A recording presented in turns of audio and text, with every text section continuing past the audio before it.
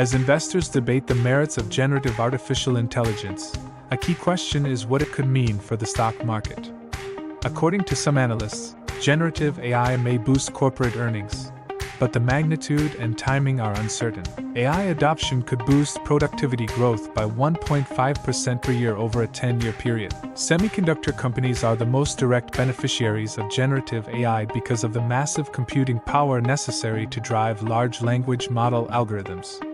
The total addressable market for generative AI enterprise software is around $150 billion, assuming a 30% adoption rate.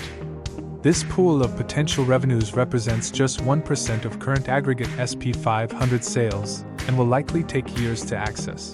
AI could increase investment demand and in turn raise estimates of the neutral rate, which is a key input for monetary policymakers. Equity prices, meanwhile, tend to closely track dynamics in the business cycle.